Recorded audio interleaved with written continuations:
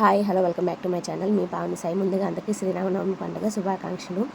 అయితే ప్రతి సంవత్సరం మా ఊళ్ళో ఉండే రామాలయంలో మా అత్తయ్య మావయ్య పీటల మీద కూర్చుంటారనమాట. పెళ్ళయ్యాక ఫస్ట్ సంవత్సరం కదా అని చెప్పేసి అని మేమిద్దరం, నేను మా బావ పీటల మీద కూర్చున్నాము కళ్యాణం చేయించడానికి.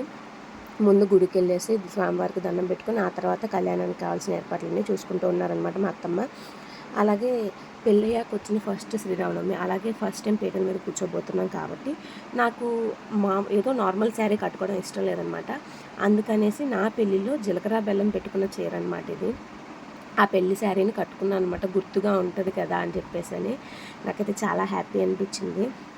ఇప్పుడే కాదు, మా పెళ్ళైన దగ్గర నుంచి కూడా మ్యాక్సిమమ్ దేవుడికి సంబంధించిన కార్యాలన్నీ మాకు అలా కలిసి వస్తూ ఉండేవన్నమాట.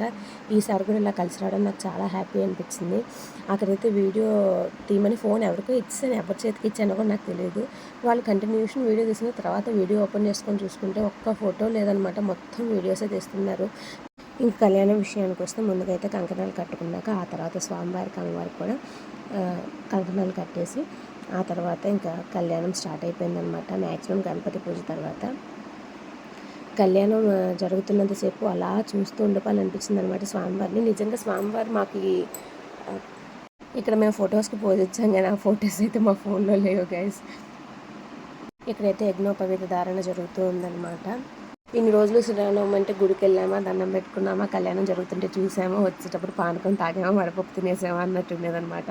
ఫర్ ది ఫస్ట్ టైం అన్నీ ట్రెడిషనల్గా జరిగేసరికి చాలా కొత్తగా అనిపించింది అనమాట. ఇంతవరకు మనం ఎక్స్పీరియన్స్ చేయండి, ఒక్కసారిగా జరిగితే ఆ హ్యాపీనెస్ వేరుగా ఉంటుంది. ఇన్ని రోజులు శ్రీరామనవమి అంటే గుడికి వెళ్ళామా, దేవుడికి దండం పెట్టుకున్నామా, కళ్యాణం జరుగుతుంటే చూసామా, ప్రసాదంగా పానకం తీసుకున్నామా, వడపప్పు తినేసామా, ఇంటికి వచ్చేసామా అన్నట్టుంది. ఫర్ ది ఫస్ట్ టైం అన్నీ ట్రెడిషనల్గా జరిగేసరికి చాలా కొత్తగా అనిపించింది అనమాట. నాకైతే చాలా కొత్త ఎక్స్పీరియన్స్ అనే చెప్పాలి.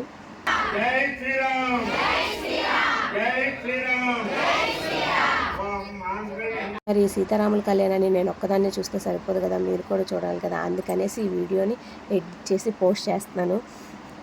సంవత్సరం కళ్యాణంలో కూర్చున్న అవకాశం ఆ స్వామివారు మాకు కల్పించినందుకు నేను ఎంతో రుణపడిపోయాను అనమాట స్వామివారికి. నిజంగా కళ్యాణం అయిపోయాక తలంబ్రాలు కూడా అయిపోయాయి.